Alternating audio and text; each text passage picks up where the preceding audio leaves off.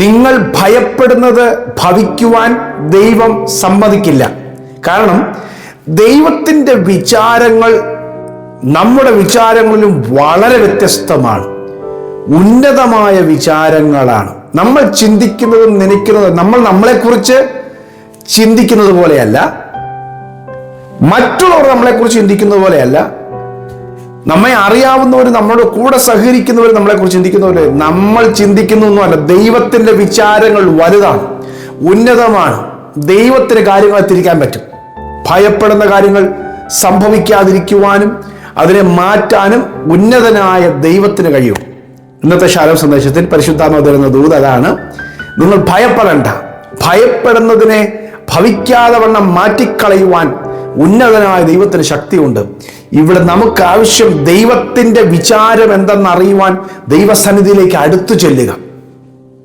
ദൈവത്തിൻ്റെ ശബ്ദം കേൾക്കുമ്പോൾ അടുത്തു ചെന്ന് നടക്കുന്നവരെല്ലാം ഓർത്തോ, അവർ അഭൂതപൂർവമായ ഒരിക്കലും പ്രതീക്ഷിക്കാത്ത മാറ്റങ്ങൾക്ക് വിധേയപ്പെട്ടു. യാക്കോബ് ഒന്നുമില്ലെന്ന് പറഞ്ഞുകൊണ്ട് ഒരു കല്ലെടുത്ത് തലയാളയായിട്ട് വെച്ചിട്ട് അതുപോലും ഇല്ലാത്തവനായിട്ട് കാട്ടിക്കിടക്കുകയാണ്. പക്ഷെ അവിടെ വെച്ച് ദൈവം അവനോട് സംസാരിക്കുക, ഞാൻ നിന്നെ ഒരു രാഷ്ട്രമാക്കും, നിന്റെ പേര് ഞാൻ വലുതാക്കും, നിന്നെ ഞാൻ അനുഗ്രഹിക്കും, നീ ഇടത്തോട്ടും വലത്തോട്ടും പരക്കും.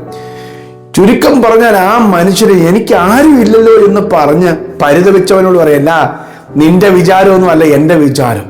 എൻ്റെ വിചാരം നീ ഒരിക്കലും ഊഹിക്കാൻ പറ്റാത്ത വിചാരങ്ങളാ. ഹല്ലേലൂയ. യാക്കോബിന്റെ ഒരു ഉദാഹരണം പറഞ്ഞുള്ളതേ ഉള്ളൂ. പത്രോസിനെ നിങ്ങൾ നോക്കൂ. സാധാരണ ഒരു മീൻപിടുത്തക്കാരൻ, ആ കഷ്ടപ്പെട്ട് ജീവിച്ചു പോകുന്നൊരു സാധാരണ മനുഷ്യനാണ്. പക്ഷേ കർത്താവ് പറയാണ്, ഞാൻ നിന്നെ മനുഷ്യനെ പിടിക്കുന്നവനാക്കും. എന്നിട്ടും അവന് കാര്യമൊന്നും മനസ്സിലായില്ല.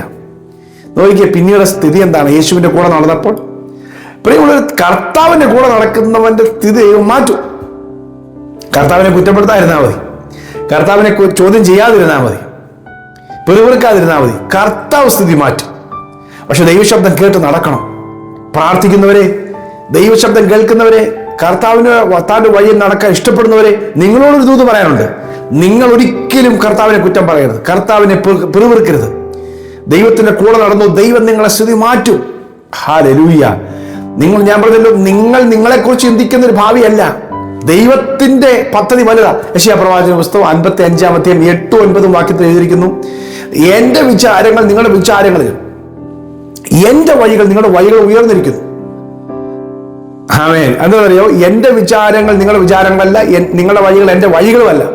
ആകാശ ഭൂമിക്ക് മീതെ ഉയർന്നിരിക്കുന്നത് പോലെ എന്റെ വഴികൾ നിങ്ങളുടെ വഴികളിലും എന്റെ വിചാരങ്ങൾ നിങ്ങളുടെ വിചാരങ്ങളും ഉയർന്നിരിക്കുന്നു.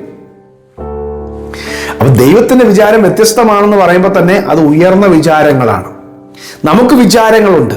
ദുഷ്ടൻ തന്റെ ദുഷ്ടതയുടെ വിചാരം വിട്ടു തിരിയട്ടെ, അനീതി ചെയ്യുന്നവൻ അനീതിയുടെ വഴി വിട്ടു തിരിയട്ടെ. ഈ യെശയ്യാ 55-ാം അധ്യായത്തിൽ കർത്താവ് പറയാണ്, ദാഹിക്കുന്നവരേവരുമേ, ദ്രവ്യമില്ലാത്തവരെ എൻ്റെ അടുക്കൽ വാ. ഇന്ന് വന്ന് വിലയൊന്നും കൊടുക്കാതെ നിങ്ങൾ സൗജന്യമായി വന്ന് വാങ്ങി ഭക്ഷിക്കുക. നിങ്ങൾ അധ്വാനിക്കുന്ന പൈസയും നിങ്ങളുടെ ആരോഗ്യവും അപ്പമല്ലാത്തവയ്ക്കും ദ്രവ്യമല്ലാത്തവയ്ക്കും വേണ്ടി എന്തിനു ചിലവിടുന്നു? വെറുതെ നിങ്ങളുടെ ജീവിതം നഷ്ടമാക്കി കളയാതെ എൻ്റെ അടുക്കൽ വാ. എനിക്ക് നിങ്ങളെക്കുറിച്ച് വലിയ വിചാരമുണ്ട്.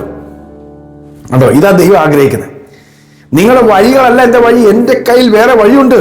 ഇന്ന് നിങ്ങൾ വിശ്വസിച്ചോ, നിങ്ങൾ പ്രാർത്ഥിക്കുന്നെങ്കിൽ, നിങ്ങൾ ദൈവശബ്ദം കേൾക്കുന്നെങ്കിൽ, നിങ്ങൾ ദൈവത്തിന്റെ ആലോചനയിലേക്ക് വരുന്നെങ്കിൽ, അപ്പൊ ചോദിക്കും, ഞങ്ങളൊന്ന് ദൈവത്തിന്റെ ആലോചനയിൽ സഞ്ചരിക്കുന്നത്. അത് ഈ ശബ്ദം കേൾക്കുമ്പോൾ തന്നെ കർത്താവിന്റെ വചനത്തോട് ചേർന്ന് നടക്കാൻ തീരുമാനിച്ചാൽ മതി. യേശു പത്രോസിനെ പിടിച്ച് കർത്താവിന്റെ കൂട്ടത്തിൽ കൊണ്ടു നടക്കാൻ ഉദ്ദേശിച്ചപ്പോൾ എന്നെ അനുഗമിക്കാനാണ് പറഞ്ഞത്.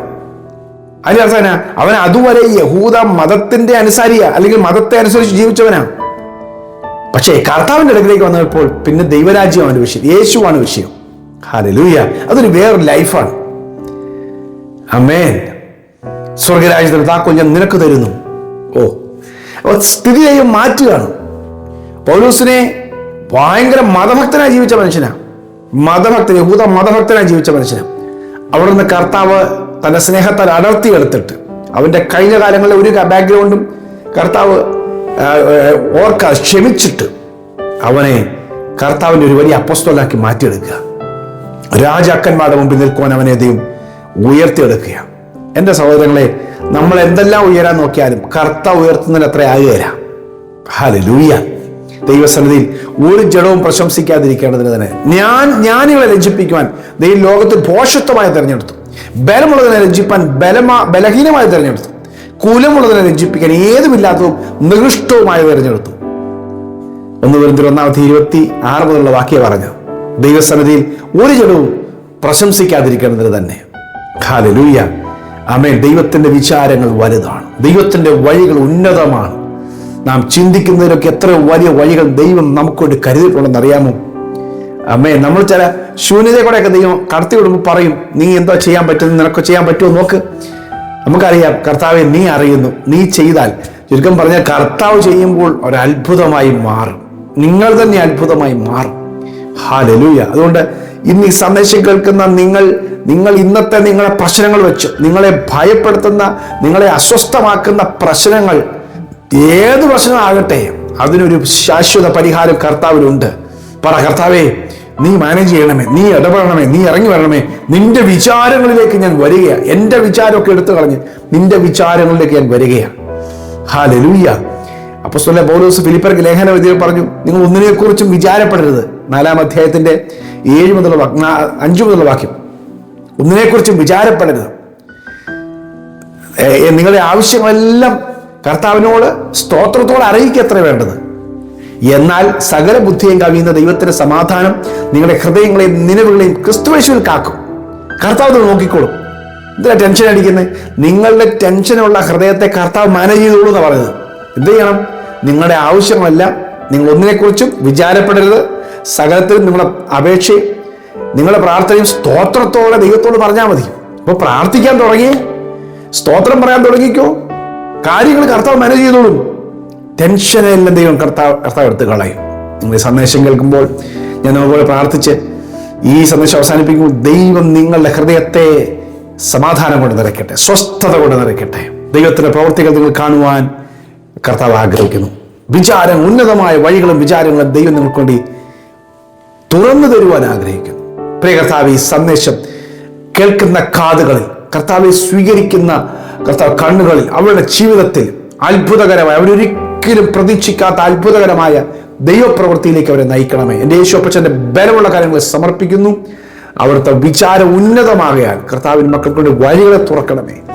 എവിടെയും താണുപോകാൻ അനുവദിക്കരുത്, എവിടെയും പരാജയപ്പെട്ട് തലകുനിക്കാൻ അനുവദിക്കരുത്. എല്ലായിടത്തും വിജയാളികളായി ദൈവത്തിന്റെ പക്ഷത്ത് കർത്താവിന് വേണ്ടി നിൽക്കുവാൻ യേശുവിന്റെ നാമത്തിൽ മക്കളെ അനുഗ്രഹിച്ചു പ്രാർത്ഥിക്കുന്നു. കർത്താവിനോട് ചേർന്ന് നടന്ന് സ്വസ്ഥത അനുഭവിക്കട്ടെ. കർത്താവ് പറയുന്ന എല്ലാം കേൾക്കട്ടെ. മക്കളെ അനുഗ്രഹിച്ചു പ്രാർത്ഥിക്കുന്നു യേശുവിൻ നാമത്തിൽ തന്നെ. ആമേൻ. ദൈവം നിങ്ങളെ ഹൃദയങ്ങളെ കാക്കട്ടെ, സ്വസ്ഥത തരട്ടെ, സമാധാനം തരട്ടെ. ദൈവത്തിന്റെ വിചാരങ്ങൾ വലുതാണ്. ഉന്നതമായ വഴികൾ ദൈവം തുറക്കട്ടെ. സന്ദേശം കുറെ പേർക്ക് ഷെയർ ചെയ്യാം. God bless you. Have A wonderful day.